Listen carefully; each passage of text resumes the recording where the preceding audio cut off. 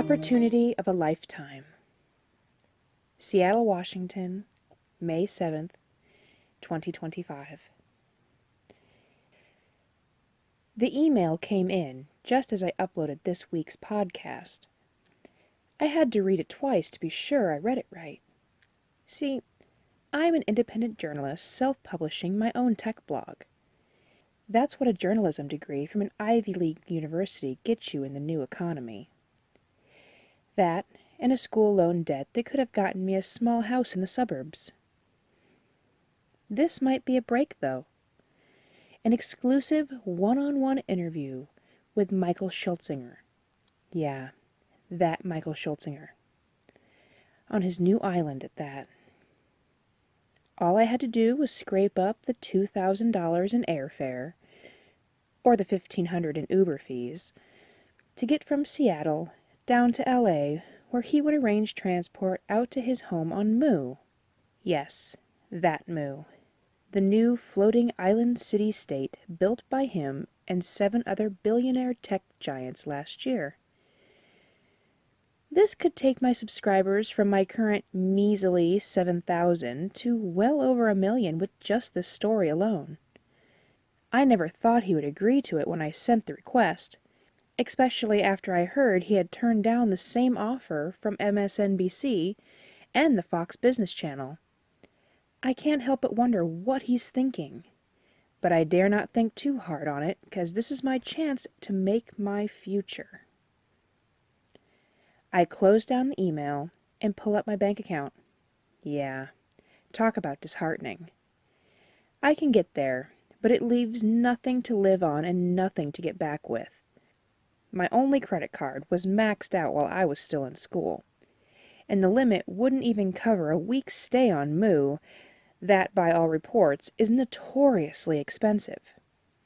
Still, this was my one chance. Even if it means being late on the payments, I've got to take it. I close down the online banking app and bring up the Uber website.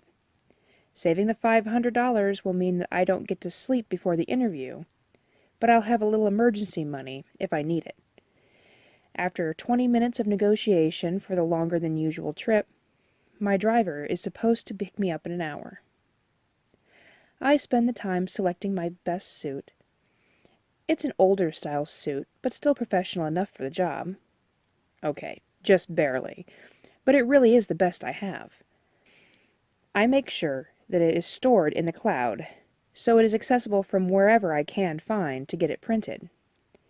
It might cost me an extra $50 for an express print job if I'm running late, but if there are no delays, I'll have plenty of time to print it off in a less expensive way. Modern 3D printing has made travel so much easier, but it's made the fashions change so rapidly. While if you want open source clothes, that's great, and cheaper to recycle the material than it is to be dry cleaned. It just isn't appropriate to wear for an interview of this nature. I can't afford to download the latest designs, so it'll just have to make do. Can't afford to appear like a small fish, even though that's exactly what I am. Dress for success if you want it, and all that. No sense dwelling on it now. It's almost time for my ride to arrive. As the Uber driver pulls up, I can't help cringing at the state of his car. This guy might actually be worse off than I am. Still, he's clean cut, and while Jeff, as he makes sure that I know, keeps trying to flirt with me, he at least isn't over the top about it.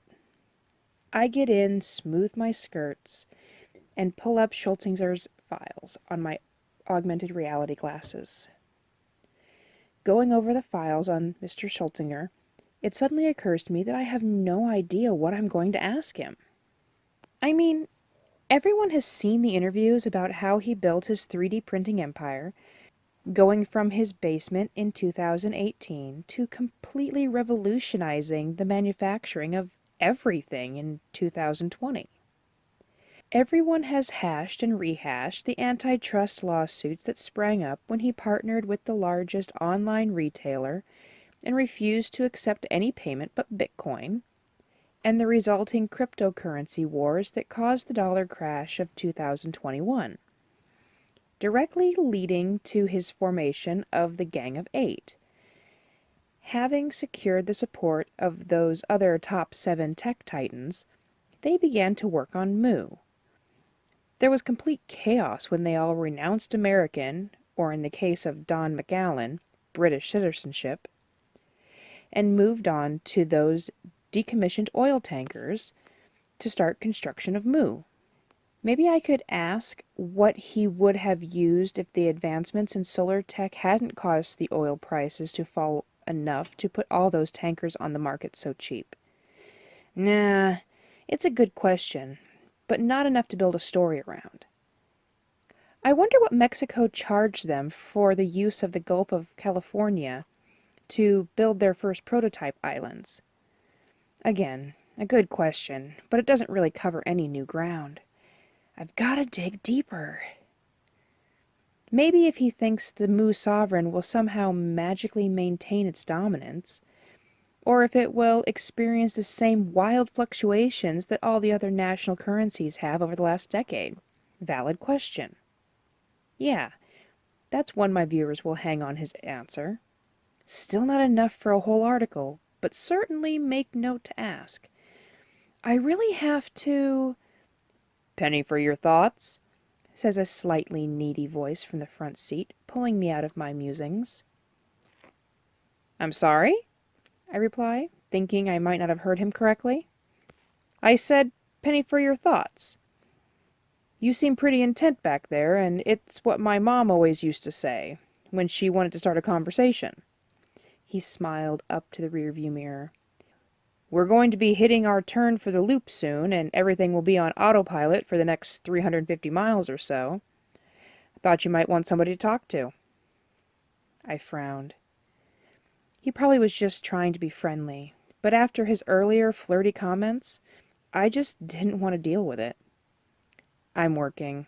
Sorry, I really need to get back to it, I said, turning my head away from him even though, with the AR glasses, it didn't really affect my workspace. Ah, something I can help you with? He asked, not taking the hint. Sure, if you can. Tell me the one most important question you would ask someone like Michael Schultzinger or Don McGowan or someone like that. It came out a bit more snappish than I would normally have been comfortable with, but I was on a deadline and he wasn't helping. Oh, if that's all, then that's easy, he stated. I couldn't help it. I interrupted angrily. Oh, you think so? He laughed easily. Sure. Just ask him, what's next? What are you talking about? They aren't just going to slip their newest top-secret project, so what's the point? By this time, I was starting to get really mad, and I'm not really sure why. Oh, of course they're not going to give out the trade secrets or anything. But think about it. When we were kids, I mean, I'm 28, so it's probably a little further back for me than you. But still, it was a completely different world. I remember when people still got excited about the newest smartphone, as if a phone that barely had usable AI was smart. He chuckled to himself a bit at some memory or another. I mean, my parents told me that they were once camped out for 2 days to get the new iPhone. Now you can just print off a new set of AR glasses in 2.5 hours, and that seems like it takes forever.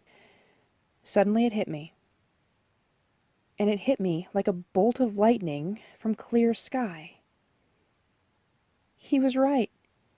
And it was also why I was getting so upset with him. The world is changing so fast, and people like the Gang of Eight are the reason. They just invent things that completely upend people's lives and the economy, and they don't care. They just move on and invent something new to do it all over again. The real question, the only question that matters is, what is next? I let out an audible gasp before I realized I had. You're right. You're very right. That is the important question.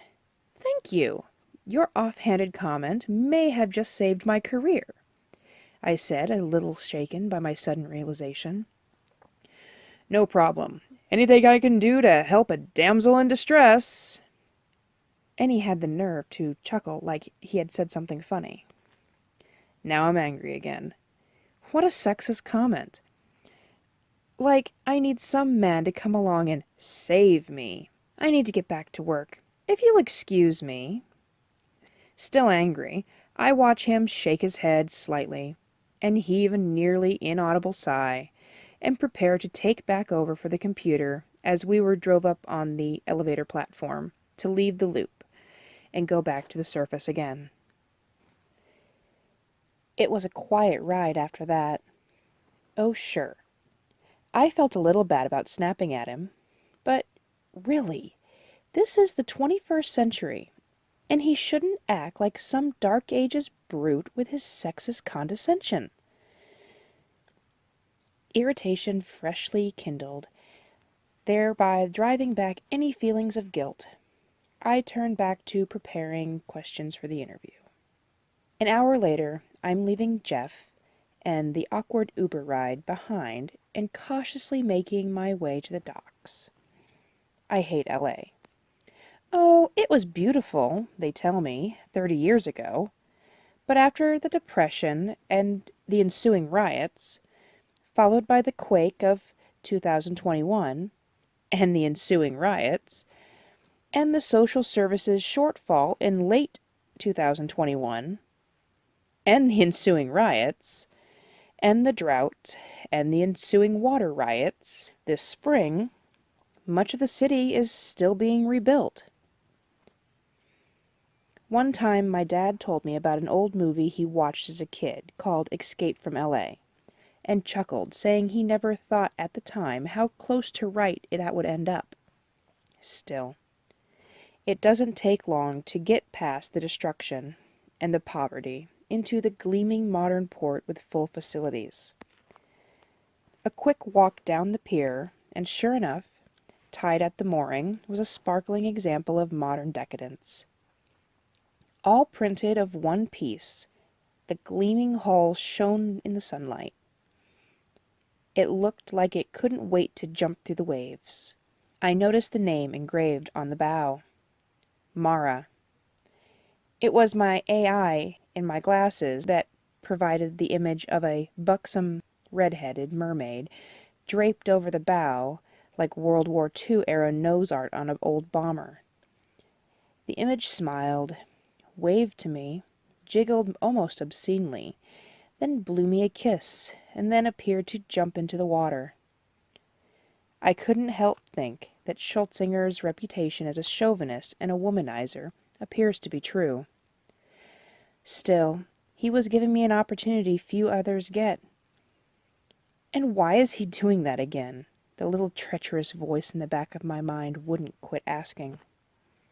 Welcomed aboard by the captain, it was every bit as opulent inside as it was out. I was shown to a small cabin, reserved for my use, as it was put. Everything I could want was laid out for me, including a swimsuit. Or I assumed that's what it would be, when it grew up and filled out a bit more. Still, I knew I'd be here for at least 3-hour ride, and that would give me just enough time for a quick nap, and with luck, enough time to express print my dress and make it to the interview within half an hour to spare. Sleep isn't easy in situations like this, but after half an hour of tossing and turning, I finally drifted off.